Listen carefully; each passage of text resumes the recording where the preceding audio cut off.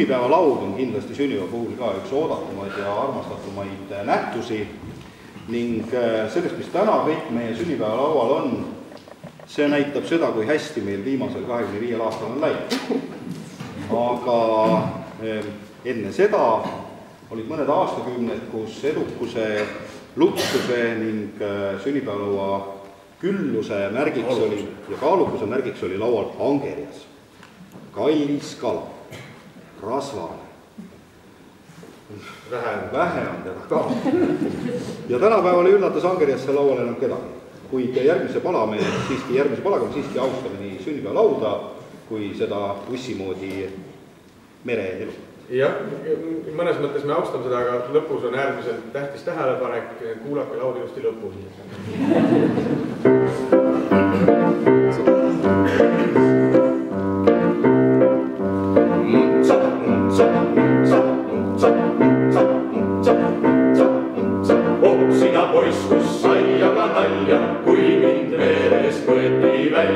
Sirpakuga sirpati ja suurde maaki tõsteti.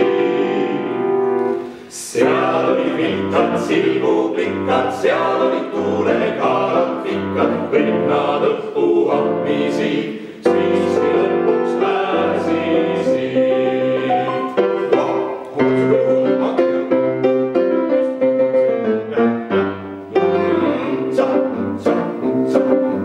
Mina ka selles kaalaparvest lihtsalt kuulutasin närre, ei saanud ennast liigutada, igal poolt sain piigistada.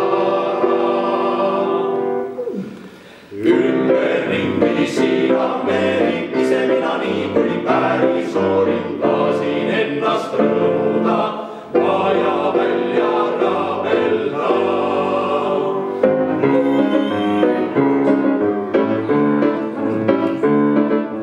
Pingutasin kõigest hingest, koolin kulli leevu pinget, viimaks saigen küünesse, päris parda tervele.